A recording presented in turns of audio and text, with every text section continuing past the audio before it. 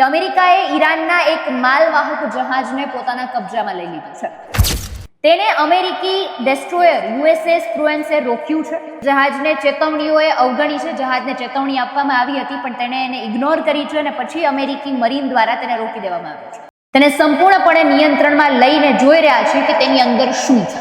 ઈરાને તેને દરિયાઈ લૂંટ ગણાવી છે અને તેનો જલ્દીથી જવાબ આપશે. અમેરિકાએ જે આ પગલું ભર્યું છે તેનો વળતો જવાબ આપવામાં આવશે. નમસ્કાર, આપની સાથે હું આકાંક્ષા. તમે જોઈ રહ્યા છો અવર રાજકોટ. વાત કરવી છે યુદ્ધની પરિસ્થિતિને લઈને. આપણે જાણીએ છીએ કે શાંત થવાનું નામ નથી લઈ રહ્યો. વચ્ચે સમાચાર મળ્યા કે હોર્મુઝ જે છે એ ખોલી દેવામાં આવ્યું છે અને તેને સંપૂર્ણપણે બધા જ લોકો ત્યાંથી પસાર થઈ શકે આ રીતના સમાચાર મળ્યા. પણ અત્યારે ફરી એકવાર એ જ હોર્મુઝ સ્ટ્રેઇટને લઈને સમાચાર મળી રહ્યા છે કે અમેરિકાએ ઈરાનના એક માલવાહક જહાજને પોતાના કબજામાં લઈ લીધું છે. રાષ્ટ્રપતિ ટ્રમ્પના મતે આપણે વાત કરીએ તો ટોસ્કા નામનું આ જે જહાજ હતું હોર્મુઝ સ્ટ્રેઇટ પાર કરવાનો પ્રયત્ન કરી રહ્યું હતું. તેને અમેરિકી ડેસ્ટ્રોયર યુએસએસ પ્રુએન્સે રોક્યું છે. ટ્રમ્પે જે રીતે વાત કરી કે જહાજને ચેતવણીઓએ અવગણી છે, જહાજને ચેતવણી આપવામાં આવી હતી પણ તેણે એને ઇગ્નોર કરી છે અને પછી અમેરિકી મરીન દ્વારા તેને રોકી દેવામાં આવ્યું છે. સોશિયલ મીડિયા પર પોસ્ટ પર એવું લખ્યું છે કે આ સમયે જહાજ તેમના કબજામાં છે, અમેરિકાના કબજામાં છે. તેને સંપૂર્ણપણે નિયંત્રણમાં લઈને જોઈ રહ્યા છીએ કે તેની અંદર શું છે. બીજી તરફ ઈરાનની આપણે વાત કરીએ તો ઈરાનના હઝરત ખાતમ અલ અનબિનિયા સૈન્ય મુખ્યાલયે કહ્યું છે કે અમેરિકાએ સીઝ ફાયરનું ઉલ્લંઘન કર્યું છે. ઓમાનની ખાડીમાં ઈરાને એક વ્યાપારિક જહાજ પર ફાયરિંગ કર્યું જેનાથી તેની નેવિગેશન સિસ્ટમ ખરાબ થઈ ગઈ છે. તસ્મીન નામનું મીડિયા છે તેને અનુસાર આપણે વાત કરીએ તો આ જહાજ ચીનથી ઈરાન જઈ રહ્યું હતું. ઈરાને તેને દરિયાઈ લૂંટ ગણાવી છે અને તેનો જલ્દીથી જવાબ આપશે. અમેરિકાએ જે આ પગલું ભર્યું છે તેનો વળતો જવાબ આપવામાં આવશે. એટલે ટૂંકમાં એ સમજીએ કે અમેરિકાએ શું કર્યું છે.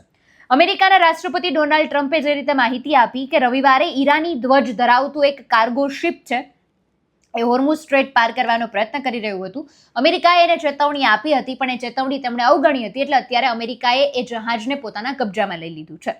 અમેરિકા નૌકાદળની નાકાબંધીને પાર કરવાનો તે પ્રયાસ કરી રહ્યું હતું. ગયા અઠવાડિયે અમેરિકા દ્વારા ઈરાનના બંદરોની નાકાબંધી શરૂ કરવામાં આવ્યા બાદ આ પ્રકારની પહેલી ઘટના બની છે.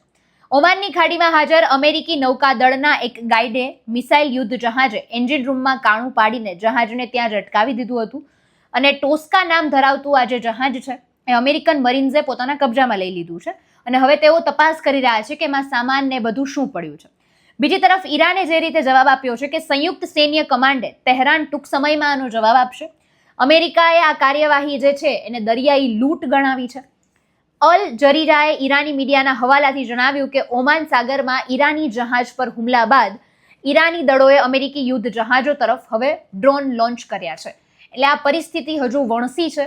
જે જહાજ કબજામાં લેવાની વાત કરવામાં આવી છે તેને લઈને હવે વળતો જવાબ પણ આપવામાં આવશે. એટલે હવે આ પરિસ્થિતિ હવે ક્યાં જઈને ઊભી રહેશે એ આપણે અત્યારે જવાબ ન આપી શકીએ. આવનારા સમયમાં ખબર પડશે કે આને લઈને શું નવી અપડેટ આવે છે. યુદ્ધ ક્યારે શાંત થવાનું નામ લઈ રહ્યો છે. સમગ્ર મુદ્દાને તમે કઈ રીતે જોવો છો એ કમેન્ટમાં જણાવજો. નમસ્કાર.